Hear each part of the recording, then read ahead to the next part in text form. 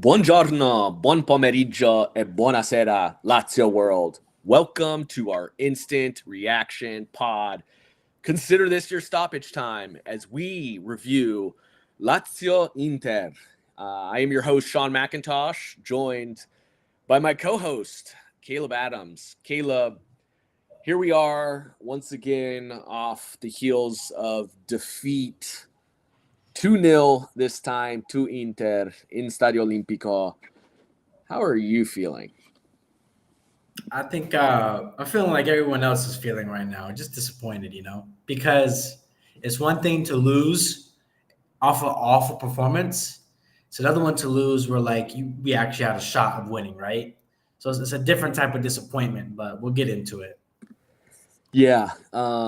So let's do that and jump right in. This one, a home match at Stadio Olimpico, and Inter actually start off in the first few minutes a little bit on the front foot. It requires a lovely challenge by Casale on Thuram, 5-minute mark in the box. Then some lazy ball distribution leads to Inter putting some pressure on. But outside of those first few minutes, Lazio seems to come to life and looks to be the team a little bit more on the front foot, certainly owning possession in this match, and very little threats coming from Inter. Certainly a lot of work to do by way of being more clinical from Lazio, but it's up until the 40th minute when Marusic decides to play the role of Babbo Natale and gifts Inter a goal off of a shortly after a throw-in ball to Marusic, and passes it back without even taking a glimpse towards his keeper. Passes it back, and here is a Lautaro who, prior to that pass, was already making his move. Snaps it up, does really well to not only get around Provedel, but to chip it over Lazio's defense to make it 1-0 going into half. Right out of halftime, we have a Lazio that looks quite lively. I was very happy with the response. 47th-minute mark, you have a fantastic tackle and brilliant run by Rovella, who takes the ball off Çalhanoğlu to essentially a one-man counter. Really brilliant work by Cheeto, making the run, pulling some defenders off Rovella, who simply just can't finish, and was the tale of this story. Not but 20 minutes later, at the 66th minute mark, Thuram finishes his chance to take it 2-0. And that's essentially where we finish, at 2-0, disappointed once again in a match that we fared quite well in over the past few seasons. And Lazio has a very strong home record, falling 2-0, falling in the table, which sees us currently in the 11th spot, quite a long distance away from top 4 or even top 5, which at the moment Serie A does get 5 positions into next year's Champions League. So all that to say, Caleb, give me your 3 words or less, and I'm sure we've got a whole hell of a lot more than 3 words to describe this one, but give me your 3 words. Own worst enemy. Those are my 3 words. I think it's very simple. I'm going to read this tweet that I came across today after the post this game by a user on Twitter named MCO93. He said, "Our whole season in a nutshell: playing well, can't score, brain farting in defense, and concede the most stupid goals ever. Game over." It's become a cycle, right? And who's at fault for that? Nobody but ourselves, right? It seems that we are our worst enemy. It seems that we're the ones who handicap ourselves. Even when we're playing well, even in the games we're playing well, in the games we're playing bad, it all eventually comes down to us just really making it more difficult on ourselves than it should be. And I think that's really the story of the season. Yeah. Similarly, I I wrote lacking individual class, because it came down to individual errors. It came down to players just simply not being able to finish. And on the flip side, you saw an Inter that was calm, cool, collected, and while they didn't have the ball, and again, for a lot of that first half and for moments in the second half, we looked like the better side, but Inter never seemed phased by that. And they seemed like Mhm. a team that was just biding their time, and boom, a moment happened and they capitalized. And that was the Mhm. difference. Our inability to capitalize. We talk about Rovella, who in that moment did everything. And there was a lot to do, from the brilliant tackle to the Yeah, it fantastic was. run to getting a shot off, but just doesn't, right? You think about Lautaro, it was an absolute gift by Marusic, should have never happened. But Lautaro Yeah, still had a lot of work to do, had he a lot of did. work to Yeah, do to get around Provedel on a he tight did. angle, still had to chip it over the defender. And that's the difference in class right now, and where we simply couldn't take care of individual opportunities, Inter did, and Inter limited mistakes by and large. And the couple times that they did have a mistake, we just, like so many times this season, failed to capitalize. There was a moment in the 14th minute, an errant Inter pass directly leads to a Lazio attack, and we don't do Mhm. anything with it. We're in their own box, and we couldn't do anything. And that really is the difference, because we've been quite critical of Sarri, and we need to continue to be. But today, I thought, for the most part, tactically, I thought, we played pretty well. I loved whatever what was said in the second half. I was worried that after conceding in the way that we did, a quite demoralizing goal, that we would come out heads down and not with the mentality that we want to see. And I thought we came out of halftime quite strong. So there was a lot to like. And, as depressing as it is, like, one of our better matches, and still suffering a 2-0 defeat without any goals, to even take away as a positive. So, Caleb, what do you think led to this result? What did you see? You pretty much covered it. Just individual quality, right? It's just moments of, a lot of these games, particularly against top sides, come down to really rare individual moments. Rarely are these games just complete shootouts where both teams are just creating chance after chance. A lot of these time, a lot of games like these, when it comes to two sides that are supposed to be superior sides, it comes you maybe get 2 or 3 chances max a game. The difference is, on one side you have Turam and Martinez had some half, because even though we did gift these, had some half chances. The goal that Martinez scored was a gift, but like you said, he had a lot to do. And even on the goal for Turam, it was a 5v3 in favor of us. I mean, there's no business that we should not be conceding a goal from a numerical advantage on defense at all. But they have the players to where they make things happen. And on that play, Martinez is surrounded by 3 guys. He manages to create enough of a mess and effort that a ball gets played to him, makes himself available. Marusic comes in and steps for it. He has to do the kind of this desperate lunge, and then Tudor eventually picks it up. But like, that's one player causing 3 guys trouble to where it sets up a goal for them. And right now, we haven't seen that level of play really from anybody on our side as it is. And it is That's the difference, right? That's what it comes down to. And then on the Yeah, it defensive is side, because when you look at the statistics here, and it was 48% possession Lazio to Inter's 52, relatively even. A surprising expected goals. Lazio actually with the edge, 1.42 to Inter's 1.38. Lazio with the slight edge in total shots, a 13-12, both with 4 on target. But here's where the difference is. Both sides with 2 big chances. Lazio 2 big chances missed to Inter's 0 missed.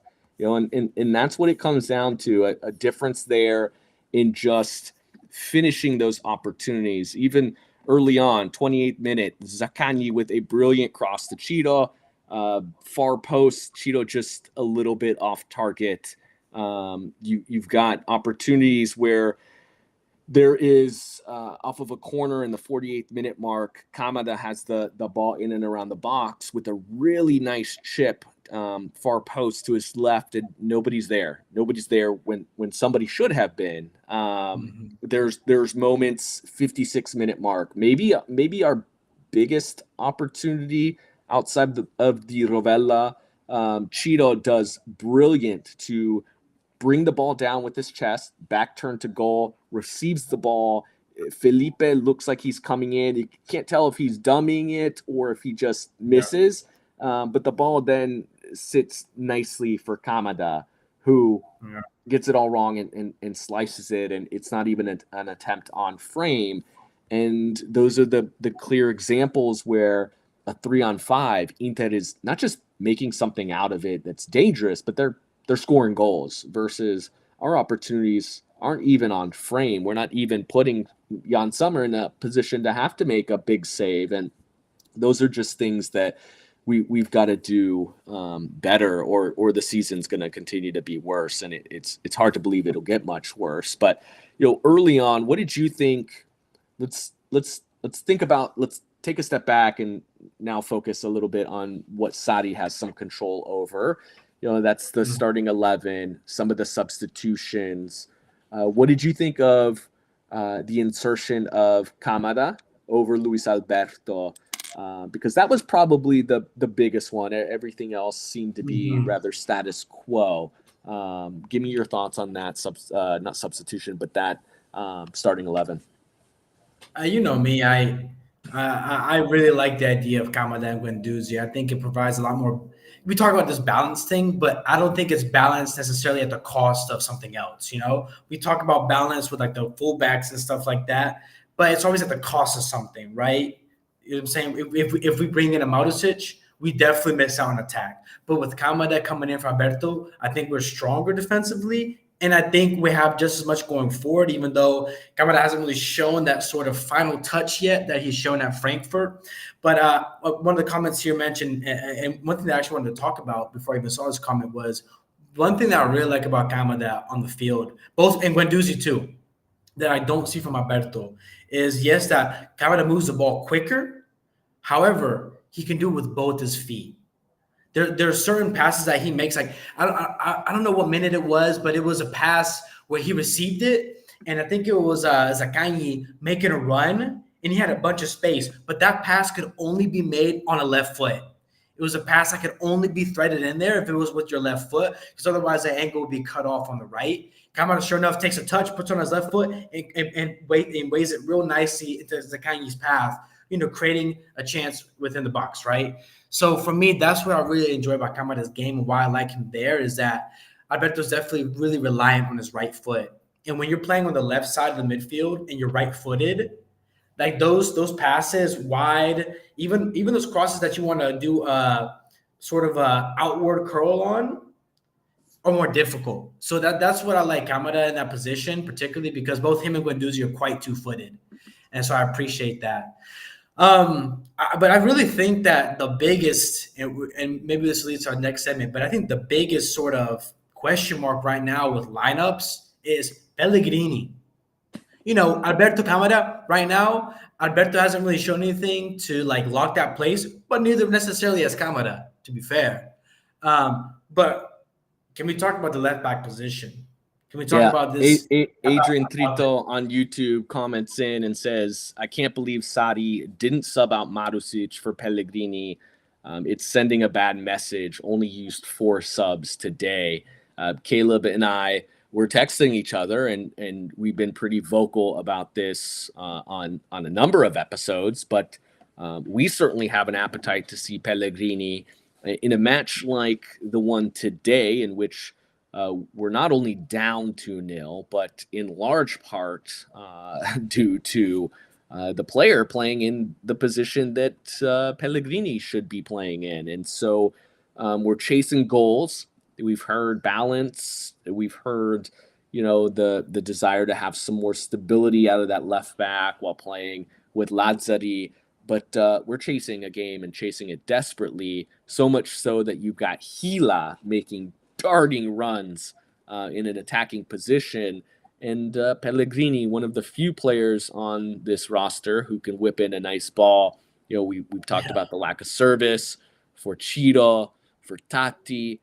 We've get a wonderful opportunity to see Ciro and Tati on the pitch together, but there's no real distribution to them. So scratching our heads as to what the hell Pellegrini needs to do to finally see the pitch. But Caleb, let's briefly shift to some positive and talk about some of those players that stood out.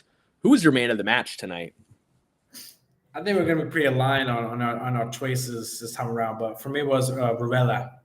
I thought he was brilliant. I thought this is why sometimes you can always pay attention to FOTMob, because FOTMob has him ranked like 6.5 rating. Yep. Which is like complete baloney. Yeah, I agree. He had a really good game. He was all over the pitch, both defensively and offensively. Created one of the best chances of the game. Didn't put it away. That would have really marked a perfect. It would have been a perfect performance, right, if he did so. And I know that his family was in town for that game, watching that, since they are Inter fans. And he definitely balled out. He put on a show for his family. Not only his family, but Spalletti, I hope you are tuning in, because while there was a lot that hasn't been going well for Lazio this season, Rovella has been as consistent as anybody. Yeah. Maybe, I would say Guendouzi about as consistent a player as well. Never too high, never too low. But Rovella, what a two-way player. Some of those tackles that he made were absolutely match-saving, that, a match that got out of hand, but not because of the work that he put in and some of the passes he made. He was obviously the darting run, and our biggest chance of the match, you feel for him not being able to put that away, because that is like career highlight worthy, particularly against the club that he grew up rooting for. So I'm aligned. It was Rovella for me.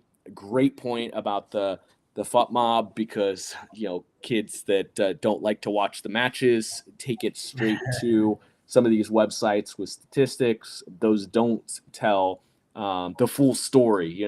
They're a great resource. I certainly use it myself, but Rovella for me was absolutely the one that shined. Who else did you have having played positive match? I thought that Kamada had a decent game too. I mentioned you with text messages that he had a really complete game. If you look at some of his FOTMob stats, is that he was pretty much 100% in long passes, 100% in tackles.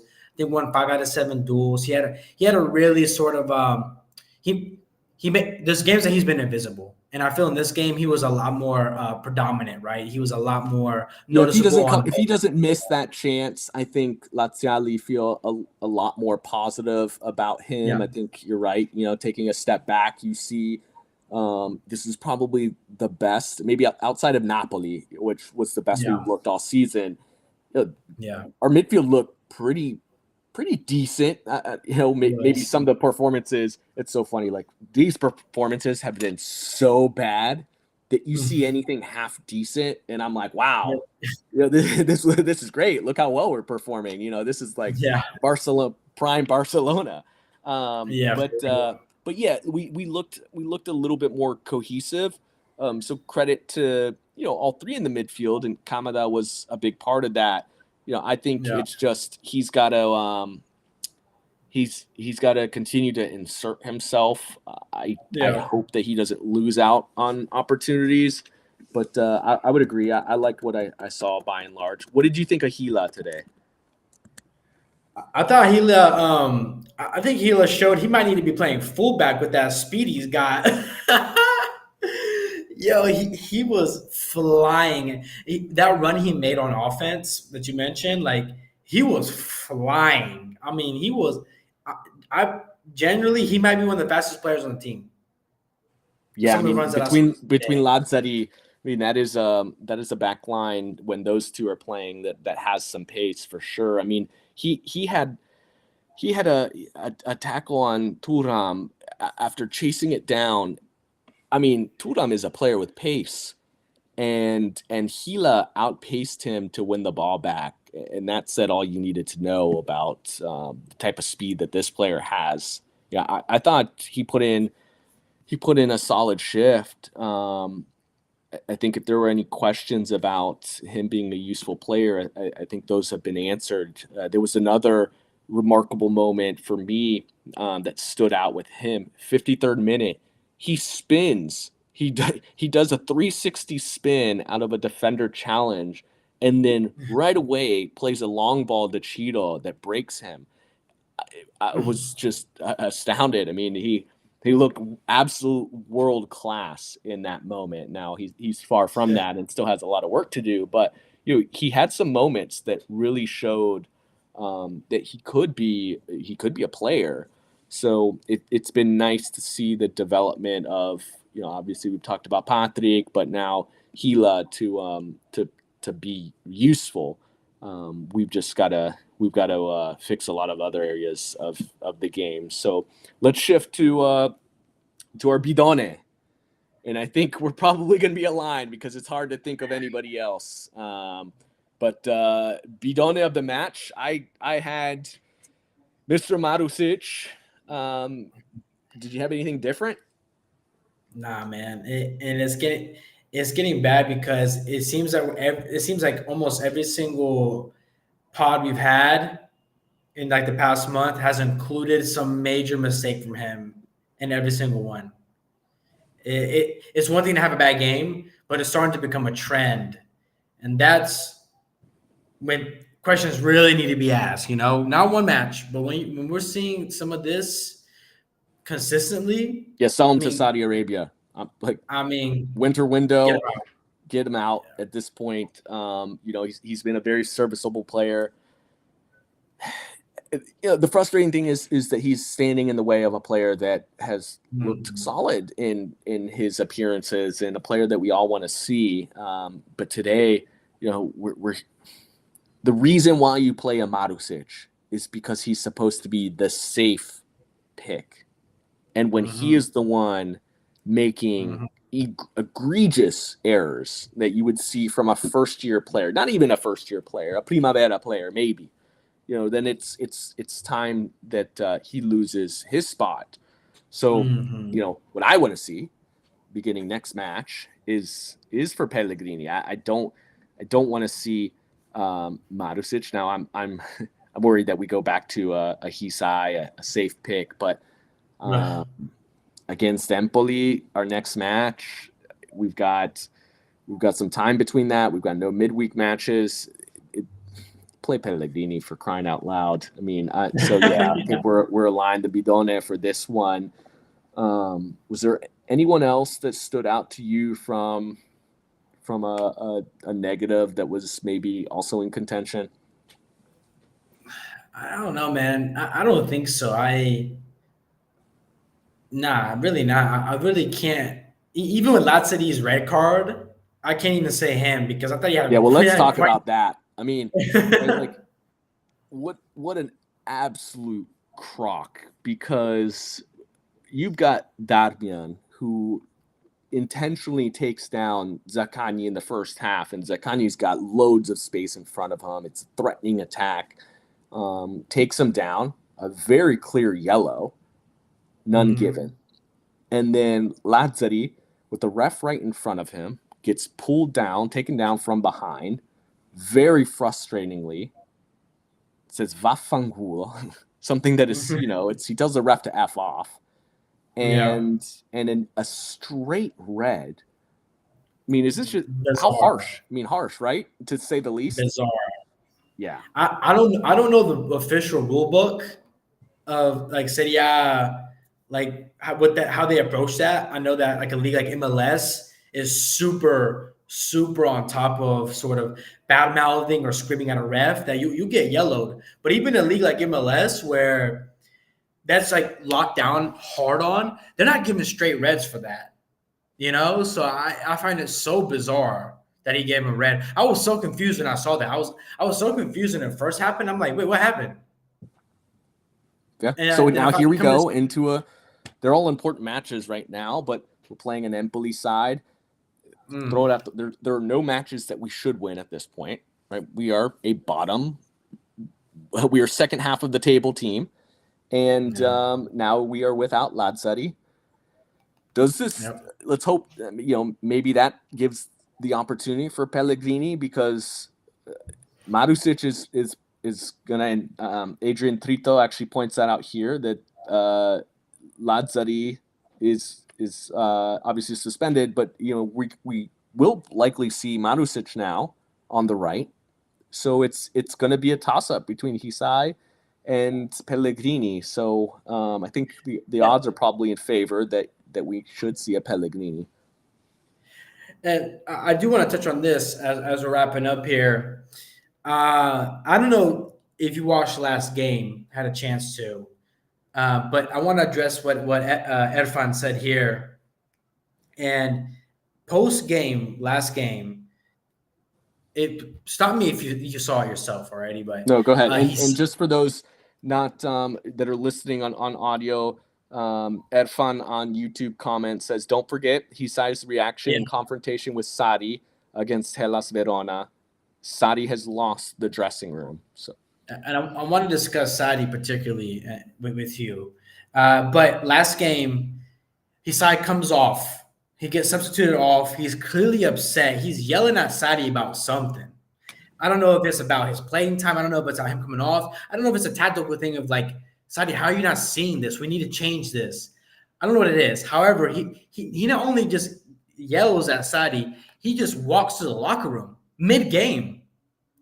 Following the game, Sadi also, right after the game, goes straight to the locker room. I don't think he shook the other coach's hand. I think he went just straight to the locker room. Didn't talk to his players. Didn't high five his players or like consult whatever. Normal things you see from a coach. He went straight to the locker room, and for me, it's like, we've pulled up the Sadi out question, but for me, the biggest sort of indicator of okay, it's time is when player relationships with the coach seem to start dwindling, right? Yeah. And it could be an isolated event, but it just seems like the players don't really play for Sadi. Does that make sense? I don't see this sort of relationship like the way that the players treat Inzaghi over Ented. It's a whole different sort of vibe and relationship that I see in those interactions compared to Sadi and the Lazio players. So, how much time or at what point does Sadi seriously have to be questioned? You know what I'm saying? Like this is the question I think I'm asking. Yeah, I mean, we've said it. The questions have already been asked. I think. Yeah.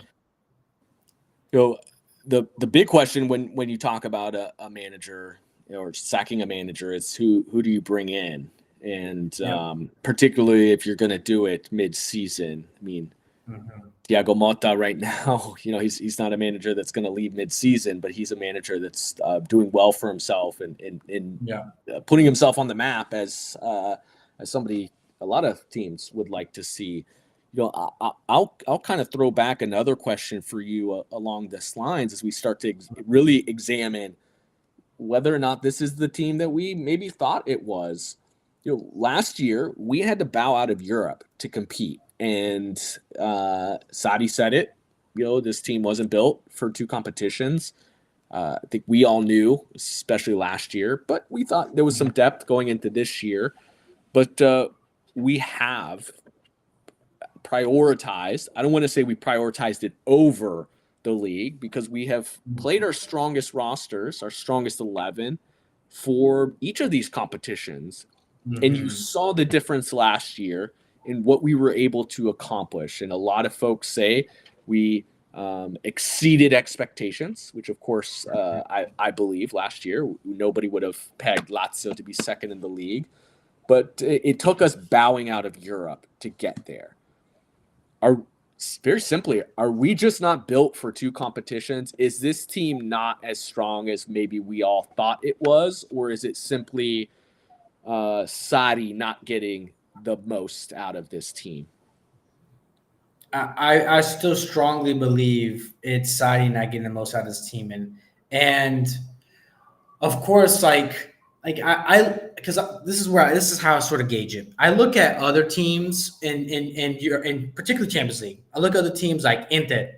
I look at other teams like several teams, Newcastle for Christ's sake, right? I look at these teams and I'm like, who are doing decent in the league and doing well in Champions League, and I'm looking at these rosters and I'm like, I don't think these people are deeper than we are. At the very worst, I would push back. I mean, just thinking of, Newcastle, the type of money that they spend comparative to us, they're putting more money in just this case, Tonali than we do in our entire roster. No, but what I'm even then, I mean, the backup Segato, like guys like Alan Gordon, who they paid 50 million for, but is not near the quality of some of the guys that we've gotten ourselves. Yes, the prices may be inflated, but I don't think the quality necessarily matches that when it comes to Prem teams. Like, Prem teams spend way more, but not always does that always like equivalent to quality. For sure. Prem teams spend more because everyone that gets sold to the Prem is sold at a premium. So a lot of those prices are inflated, as we know. Point is, I look at a lot of these teams in Europe, some of the Bundesliga teams, and I'm like, I don't really think these people these aren't like a crazy backups. These aren't crazy depth that anyone have. I generally think that we're at least right there.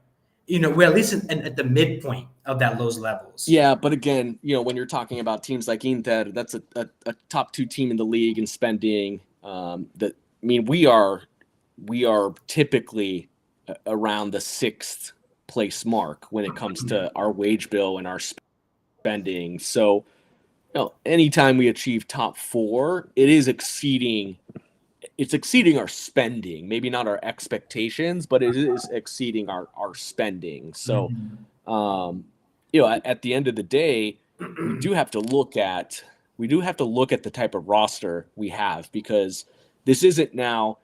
And look, don't get me wrong, there's a lot to blame with Sarri, but this same thing happened with Inzaghi. It's every time we're in Champions, now we struggle desperately in the league, and we're not able to make that leap.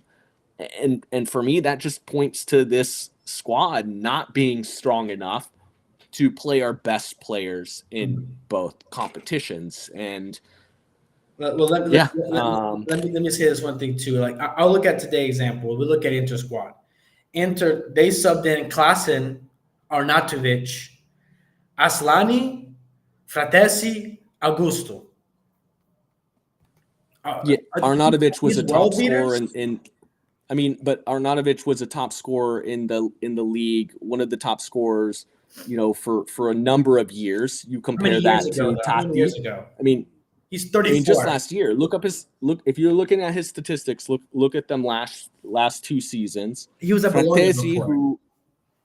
What's that? He was at Bologna. Bologna, right? And Fratesi, who's a young player starting for the Italian national team many times. That's still depth that when you compare it to what we're bringing in. Again, Tati, who hasn't proven himself in this league, a Cataldi who is good, but has never gotten an Italian national team call up. So I still think that there's a big difference, and by the time that Inter's putting in their substitutions, they've also got the game essentially wrapped up. So yeah, but either way, dropping to sides like Inter can be frustrating, and today was frustrating because I think by and large we felt good about a lot of our play.